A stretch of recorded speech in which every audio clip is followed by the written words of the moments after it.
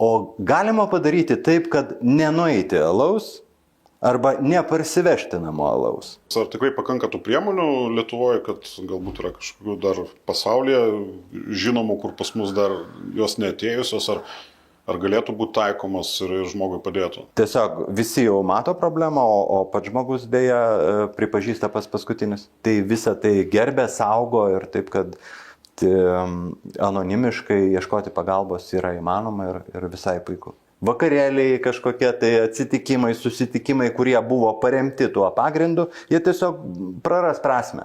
Kiek daug buvo šnekos apie tai, kad ašgi esu normalus žmogus ir aš ten sekmadienį negaliu vyno butelio nupirkti ir ten panašiai ir panašiai. Labą dieną, gerbimi Vakarų Ekspreso tinklalaidės žiūrovai. Šiandien Vakarų Ekspresas tęsia toliau temą aktualią visiems žmonėms. Na, ne visiems galbūt, bet iš tikrųjų daugelis su to susiduria, tai yra priklausomybės. Šiandien galbūt daugiau pasikalbėsime apie priklausomybę nuo alkoholio. Ir iš karto norėčiau pristatyti šiandienos mūsų svečią, Arūnas Vismantas. Labą dieną. Sveiki. Tai Arūnai, gal tada nieko nelaukiant, gal trumpai galėtum prisistatyti, kas, kodėl, ką darai ir kaip susijęs su mūsų šiandienos tema. Aš esu alkoholio priklausomybės konsultantas. Didžiausia pastarųjų metų praktika yra tokia. Ta prasme, turiu omeny, kad su kitom priklausomybėm susidurti tenka kiek mažiau. Tai su alkoholio priklausomybė pastaruosius metus dirbu gan intensyviai. Turiu ir kitų veiklų, dirbu taip pat kaip šeimos ginčų mediatorius, bet čia jau atskira tema. Tai jeigu šiandieną kalbam apie alkoholio priklausomybę, tai tinka. Tai, visi daug ką esame girdėję, bet galbūt ta tema tokia nedrįstam daug ir viešai kalbėti, sakykime. Vis tiek, kaip pats su to dirbi, kaip tu vertini, kokio masto, sakykime, tai yra problema Lietuvos mastu, galbūt daugiau, aišku, Klaipėdoje regione dirbi, kaip galėtume vertinti? Aš manau, kad tai yra labai didelė problema iš tikrųjų ir galbūt mes turim tokią įprotį apie tą problemą nešnekėti ir liktai nepastebėti. Žinot, dažnai būdavo tokia, gėda turėti šeimoje, gėda pačiam prisipažinti ir dabar 99% žmonių, kurie ieško pagalbos, jie nori išlikti inkognito. Jie nenori, kad būtų atskleistas ten vardas, pavardė ar ten ginkdievė pasakyti, kad jisai konsultuojasi, turi problemų. Netgi jeigu konsultuojasi, aš jau nekalbu, kur reikia rimtesnių intervencijų, kur žmonės gyvena bendruomenėse uždarai tik tai ir bando išsikapstyti iš priklausomybių. Arba jeigu lanko ten anoniminių alkoholikų būrelį kokį nors ar panašiai. Niekas nenori apie tai viešai kalbėti. Ir mes apie šitos problemos mastą mes galim nuspėti iš tokių antraeilių požymių. Iš nelaimingų atsitikimų, iš barnių šeimoje, iš skyrybų, iš darbo praradimo, iš vyrų savižudybių ir visokiausių kitokių antraeilių apraiškų. Tai prasme, aš nemanau, kad tai galima vien tik tai, aišku, vienas iš objektyviausių tų rodiklių, kur čia daug kartų buvo skambėjęs, kad mes esam daugiausiai išgerianti per metus litrų ten stipraus alkoholio tauta ir panašiai. Mes ten pirmieji, antrieji ten ir panašiai ten. Daug ginčių buvo dėl metodikos skaičiavimo ir mes ten patys save buvom įvardinę kaip bene labiausiai sparčiai nusigeriančią tautą.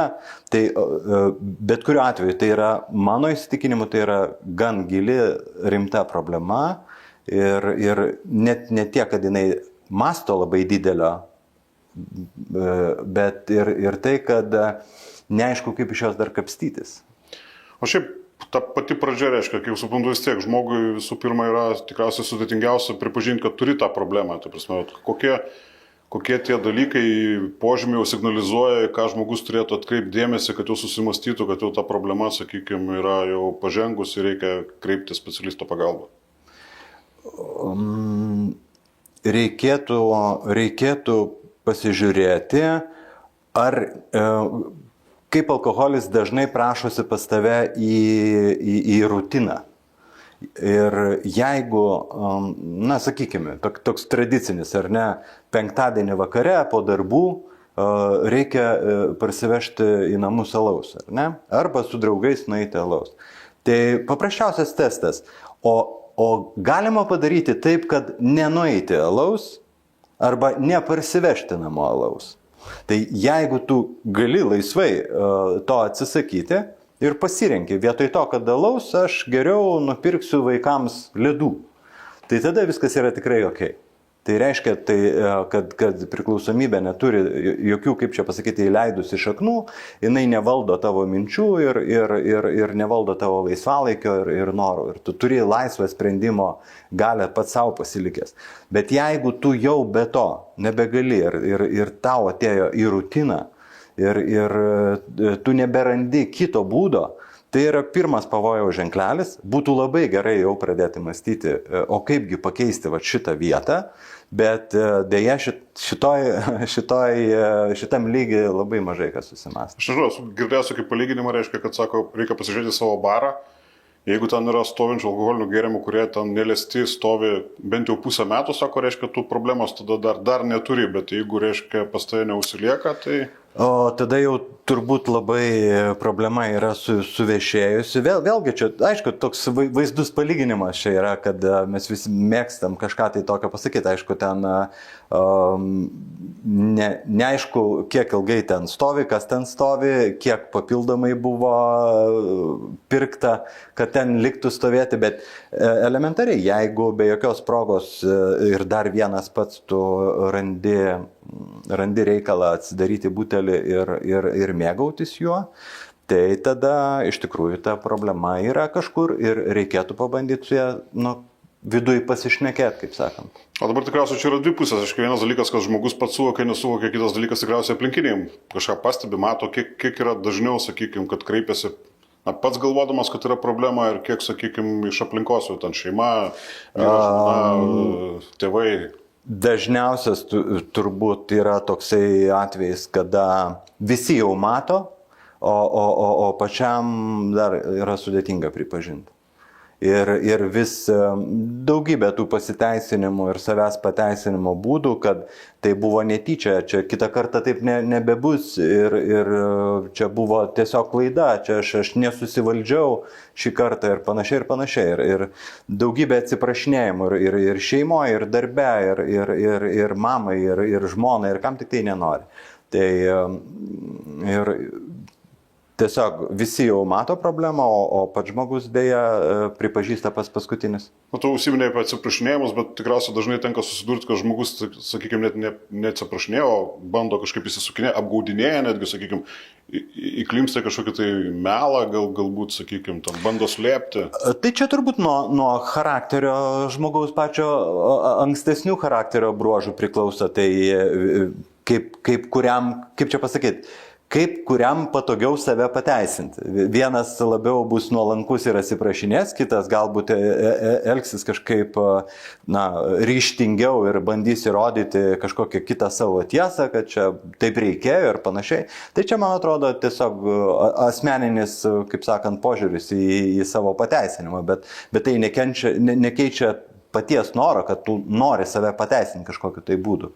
Ir dabar, sakykime, prieim prie tos ribos, kad kažkas ar aplinkinis, ar pats jau, sakykime, supratai, kad problema yra pažengus, reikia kažką daryti. Lietuvoje, sakykime, kokios yra galimybės, variantai, nuo ko reikėtų pradėti, kur kreiptis? Tai dabar, žiūrint vėlgi, kokiu metu susivokiai.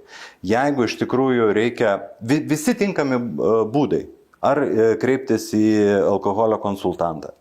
Ir pabandyti pasišnekėti, nusistatyti savo, kaip čia pasakyti, problemos lygį, mastą ir tikrai kolegos patartų, ar reikia labai rimtos pagalbos, ar užtenka su konsultantu susidėlioti, pastebėti kokius ydingus savo, kaip sakant, įgūdžius esi įvaldęs ir su kuo reikia, į ką atkreipdėmės ir kaip sukovoti su priklausomybė, gali būti, kad reikės priklausomybės lygų centro, galbūt net psichiatro reikės, gal aš jau nekalbu, kad gal užteks psichoterapinių seansų pas psichoterapeutą apsilankyti keletą sesijų ar panašiai, ar pas kaučerį. Visi būdai bus geri priklausomai nuo to, kaip giliai yra įsišaknyjusi problema. Bet tikriausiai pirmiausia žmogus norėtų kažkaip pabandyti anonimiškai tą spręsti, tai nes jeigu jau kreipiesi kažkokios rimtos pagalbos, tai vis tiek tai tikriausiai traukia į tam tikras sąrašus, reiškia, tu gauni kažkokį tai štampą ir gal tai žmonės bijo, kad tai atsilieps galbūt jų karjerai, sakykime, kažkokiai tai ar visuomeniniam gyvenimui. Tai iš tikrųjų taip, didžioji dalis, absoliučiai turbūt didžioji dalis žmonių nenori viešinti tos problemos, dar plačiau ir nenori, kad į ateitį, jeigu jinai dingtų, kad liktų kažkokios tai žymės. Aš dėl to ir patarčiau pradžiai kreiptis į konsultantus, kurie pabandytų nustatyti tą problemą ir visiškai anonimiškai pasikalbėti. Ir toliau, jeigu žmogus iš tikrųjų nori siekti tos pažangos ir atranda savy jėgų, kad nereikės legalaus medikamentinio gydymo ir stacionaro pagalbos kažkokios ar gydytojo įsikišimų, tai tada visą tai galima padaryti Lietuvoje legaliai, anonimiškai. Mes žinom labai vieną iš pačių populiariausių sprendimų būdų, turbūt visi žinot anoniminių alkoholikų susirinkimus. Jie iš tikrųjų veikia visoje praktiškai Lietuvoje, reikėtų paieškoti ir nepatingėti pasiieškoti tinkamos grupės. Šitoje vietoje labai norėčiau pasakyti, kad tai iš tikrųjų visam vakarų pasaulyje vienas populiariausių kovos su alkoholio priklausomybė būdų, kuri yra veiksminga. Ir ta 12 žingsnių programa, galima pabandyti paskaityti net apie ją, ten yra prileista ir brošiūrų, ir knygų apie tai, ką jie tenai veikia. Tai dėja, kur dažnai nusiviliama, patenkama į kažkokią tai nepažįstamą grupę, kur tau reikia iš karto susipažinti su ten 10-12 ar kažkiek panašiai svetimų žmonių ir nedažnam visą tai patinka. Ir pradeda ten tie naujai tavo pažįstami erzinti, jų problemos erzina tave, greičiausiai dėl to, kad ten kažką savo atpažįsti ir panašiai. Tai jeigu toje grupėje nepritampi, aš siūlyčiau nepatingėti ieškoti kitos grupės ir tikrai čia bent Klaipėdoje keletą tų grupių, turbūt iki 10 galima būtų atrasti skirtingais laikais. Dabar paskutiniu metu atsiradę ir online visokiausių prisijungimų. Smart Recovery tokia programa, siūlyčiau pasidomėti internete, irgi įgauna pagreitį ir populiarėja Lietuvoje. Sakykime, tas nuotolinis bendravimas, jisai toks pat efektyvus, sakykime, kaip gyvas susitikimas? Manau, kad taip. Yra tam tikrų niuansų, bet aš galvoju, kad šitam reikalui, jeigu jau kalbėti apie tokį lygį, kada žmogus geba vis tiek tokiam bendravimo lygyje dar galima spręsti problemą, tai tuomet online susirinkimai irgi padėtų tikrai. Juose irgi nebūtina bendrauti online su ten savo vardu, su savo nuotrauka ir panašiai. Yra tokiuose susitikimuose, bet koks to susitikimo organizatorius, jis lygiai taip pat žino ir gerbia jūsų privatumą. Didžioji dalis tų žmonių yra labai arti buvę priklausomybės, jie žino, ką tai reiškia, kokia skaudi tai yra asmeniškai problema ir ta prasme, tai visą tai gerbė, saugo ir taip, kad anonimiškai ieškoti pagalbos yra įmanoma ir visai puiku.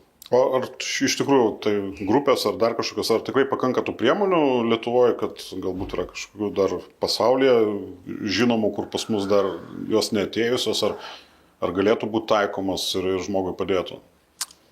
Aš manau, kad šito, kaip čia pasakyti, to lygio tos pagalbos pasiruošusių žmonių, jų yra pakankamai daug. Paskutiniu metu, čia Seime buvo tokia priklausomybės konsultantų konferencija, Tai apie 400 žmonių Lietuvai yra pasiruošusių, išsilaikiusių egzaminus, pasiruošę, gavę kvalifikaciją. Beje, jie turi beveik visi, jie turi kažkokį dar šalutinį darbą, ar tai yra socialiniai darbuotojai, ar ten mediatoriai, ar dar kažkokioje srityje dirbantys žmonės. Bet apie 400 žmonių Lietuvai, aš manau, kad yra specialistų pakankamai daug. Tai pirmas dalykas, kad kaip paskatinti žmonės kreiptis į tuos žmonės, kažkokio supaprastinto prieimo liktai norėtųsi kažkokio vieno telefono numerio, kurį visi žinotų ir kur tave nukreiptų. Panašiai iš tikrųjų, kadangi dirbu mediacijoje, tai panašiai kaip privalomai mediacijoje, ar ne, kad yra, jeigu tu ateini į kitos ribos, kada tau reikia mediatoriaus paslaugų, yra aišku, kur kreiptis ir tave paskui visa sistema nukreipėt. O čia liktai va, žmogus, šiandien man yra blogai, tai ko pradeda ieškoti, reiškia? Tai man reikia lašalinės į namus ir kažkokiu būdu... Tiesiog tuo metu savijautą pagerinti. Tuo metu išsikapstyti iš to drebulio, o paskui bus matyti. Ir va šitoje vietoje mes mes prasileidžiam kažką tai. Aišku, ten niekas nenori pasiskelbti, kad ta lašalinė ten buvo atvažiavus pas tave, o paskui jau rytoj, poryt ir vėl atidėliojama ir mes nepagaunam kažkaip tų... Aš tai suprantu, reiškia, ta priklausomybės tiek tai yra susijęs su žmogaus valios dalykais, ta prasme, ir dažniausiai žmonės, kurie įklimpsta, tikriausiai yra kažkoks valios trūkumas, ta prasme, kaip valios trūkumas mesti, tai būtų valios trūkumas gal kreiptis į kažką, tai ta prasme, iš tikrųjų tokie žmonės gal galima priversti kažkaip, tai ar čia iš tikrųjų turi pats prieiti prie to. Jeigu mes susitarėm, kad tai yra liga, tai tada tai nėra valios klausimas. Nes ir mes jau esam praėję kaip čia pasakyti, tą ginčio atkarpą mes jau praėjom. Mes liktai jau nebediskutuojam, kad tai yra liga.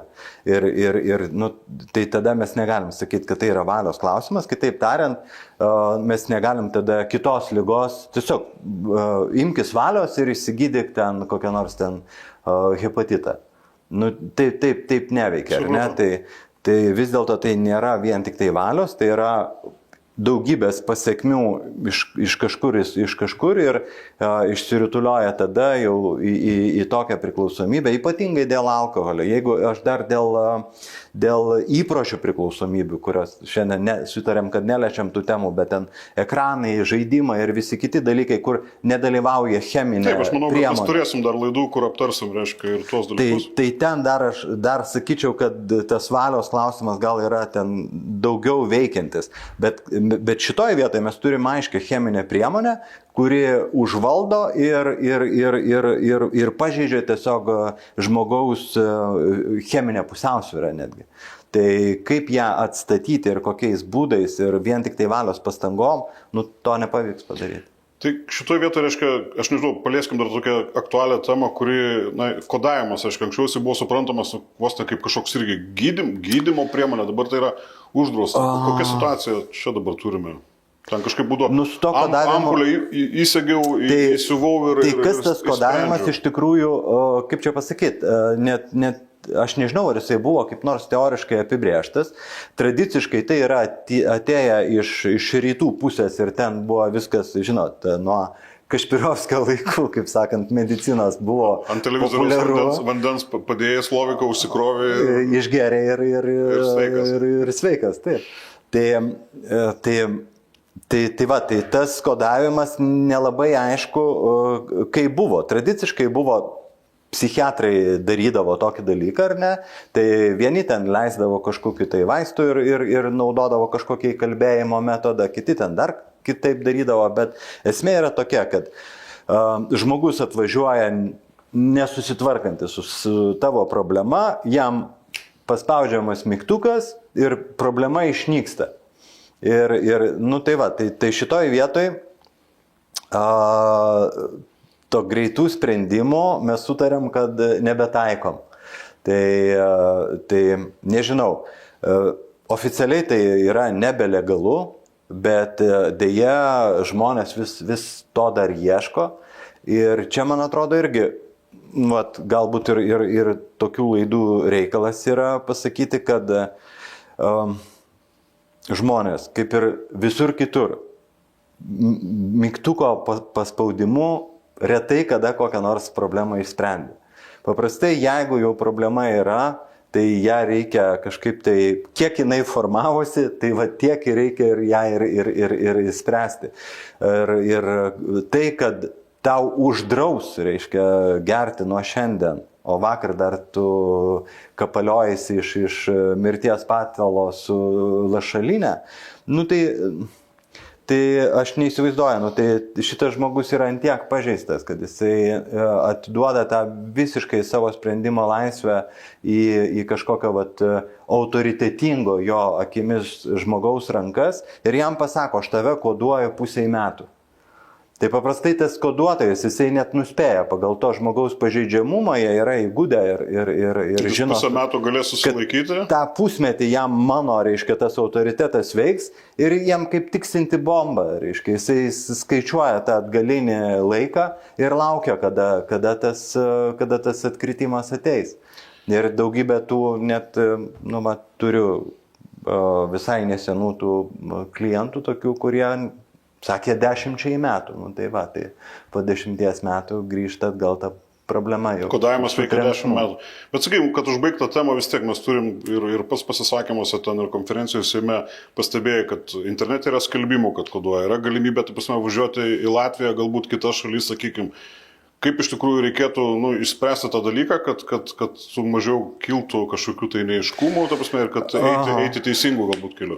Aš vis dėlto galvoju, kad apskritai problemą reikia matyti ne iš kodavimo pusės, turbūt ne iš to galo. Mums reikia žiūrėti problemą iš kitos pusės, iš kur jinai atsiranda ir kaip ją anksčiau pamatyti. Jeigu aš manau, kad nereikia grįžti ir legalizuoti kodavimą ir panašiai. Reikia galvoti apie kažkokią tai, apie palengvinimą, kaip kuo greičiau ir kuo lengviau pastebėti žmogui tą problemą, apie jos būdus kalbėti ir sudaryti galimybę kuo greičiau, kuo ankstesnėje, tai sakykime, stadijoje pasiekti kažkokią tai pagalbą.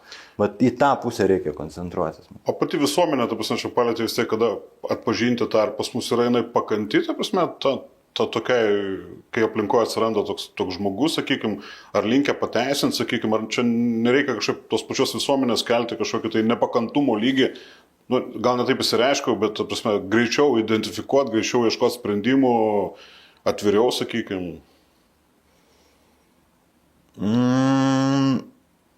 Aš galvoju, kad brandumo mums tokio bendrai trūksta. Vien iš to, kad pamena diskusijas, kaip atsitiko su pardavimo laiku ir su alkoholio pardavimo ribojimo laiku. Ir kaip ten, kiek daug buvo šnekos apie tai, kad ašgi esu normalus žmogus ir aš ten sekmadienį negaliu vyno butelio nupirkti ir ten panašiai. Tai visa ta diskusija ir jos garsas parodė apie supratimą problemos. Ta prasme, kad nematoma problema. Kad ta problema manęs neliečia ir aš nenoriu jos matyti ir aš noriu gyventi patogiai. Mes vis dėlto labiau turėtumėm atsigręžti į pažeidžiamus žmonės ir suprasti taip, kad jeigu ligoniai yra pas mus, ligoniai žmonės, tai aš suprantu, kad taip, aš nesu ligonis, bet tai tada aš darau taip, kad jiem būtų lengviau. Tai jeigu man nereikia, tai man jokia problema, aš ir tą sekmadienį tada liksiu nenusipirkęs. Bet šitoje vietoje galbūt irgi yra maskuojama, kad aš neturiu problemos arba aš nenoriu jos matyti, nors akivaizdžiai aš ją turiu, tik tai dar labai tokioj, kaip sakant, dar daigų stadijoje. O reiškia visi kiti, kurie jau ten pažengia, tai jie yra blogesni. Ir šitoje vietoje tik sužaidžia, aš esu dar geresnis, aš dar tikrai neturiu problemų, aš dar tik tai penktadieniais alų geriu. Tai ta prasme, tie, kur, žinot kaip, tai alkoholio priklausomybė suvokiam, kad tai nėra, kaip čia pasakyti, kažkokio pigaus paties pasidaryto alkoholio vartojimas. Gausybė priklausomų žmonių geria labai brangius gėrimus. ir socialinio statuso labai aukšto. Ir jie turi labai rimtų problemų. Tik tai tiek, kad jie turi daugiau galimybių su kažkuo tai užklotęs problemas. Tu užsiminėjai apie socialinius sluoksnius, dabar daug dar tenka girdėti, aiškiai, kad toks pateisinimas, kad šita problema gal ir mažėja tame, kad jaunimas mažiau vartoja alkoholio, sakykime, kad liktai tarp jaunesnių žmonių gal yra ten kitos jau tradicijos ir jie moka gal švęsti be alkoholio, nežinau, ar pats su to susiduria, sutiktum ar ne? O jaunimas, kaip čia pasakyti, yra atradęs kitų cheminių priemonių. Čia tame. Ir šitoj vietoje aš sakyčiau, kad tai yra labiau blogai negu kad gerai iš tikrųjų. Alkoholis, profesorius Badaras labai daug šneka apie tą ir kai jie laikas nuo laiko pažiūri į nuotekų tyrimus, tai, žinot, mes galim ten sakyti, kad pas mus ten daug ko nėra ir ten nieko, bet kai nuotekas patikrinam ir ten viskas matosi, tai matosi ir vartojimo masto išaugimas ir cheminės sudėtis iki šiol nematytos ir panašiai. Tai jaunimas greičiausiai yra atradęs kitų cheminių priemonių ir dėja ten išradimai vyksta kiekvieną minutę ir tokie, kur mes net nežinom, nuo ko jie gali apsinuodyti. Tai žinot, ir dūmai, ir visa ta industrija, tai ten... Bet tai čia nereiškia, kad mes pateisinam alkoholį, kad tai yra blogesnis blogis, sakykime, negu... Tai yra geresnė alternatyva. Mes žinojom, kas tai yra. Jis dėja taip, kultūroje pas mus susiklostė, kad tabakas ir alkoholis yra, tie du junginiai yra legalūs, jų galima ten sunkiau ir lengviau ten priklausomai nuo šalies įsigyti legaliai ten pasiekus tam tikro amžiaus. Nu, tai tik tai dėl to. Tai mes žinom, ką jisai reiškia, kokias problemas atneša, kaip su juo kovot. Kitų dalykų mes net nežinom, nei kada jisai bus apsinuodėjęs, nei panašiai.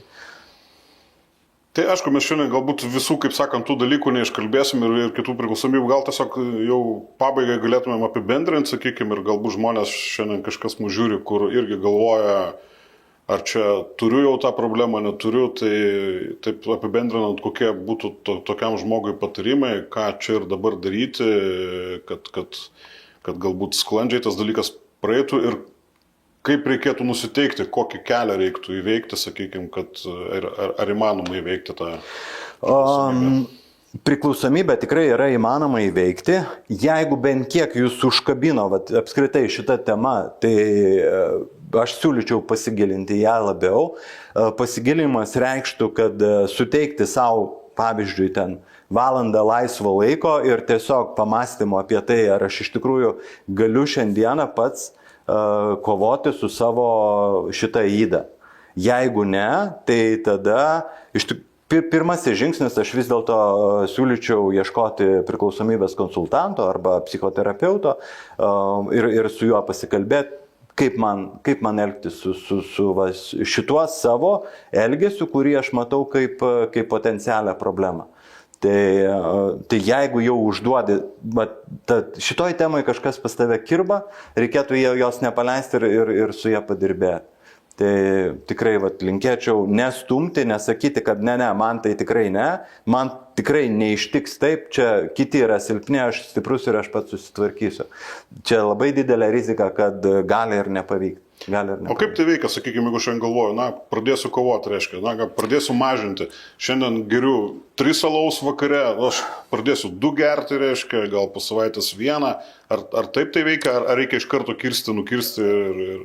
Aišku, gali suveikti visaip, aš siūlyčiau ne tai, kad nuimti viskas yra gerai, bet ką į vietą padėti, ar ne?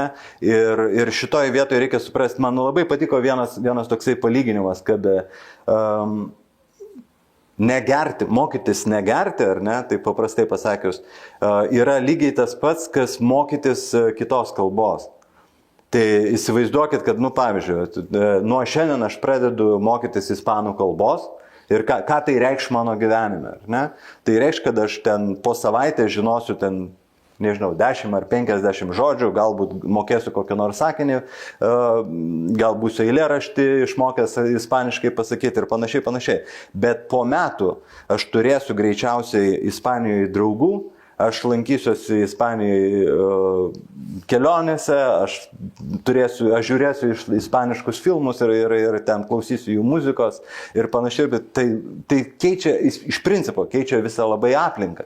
Tai reiškia, kad jeigu tu pradėsi mažiau gerti, tai reiškia, kad tu greičiausiai prarasi tariamus draugus, tai reiškia, kad tariami tavo suplanuoti kažkokie tai vakarėliai, kažkokie tai atsitikimai, susitikimai, kurie buvo paremti tuo pagrindu, jie tiesiog praras prasme.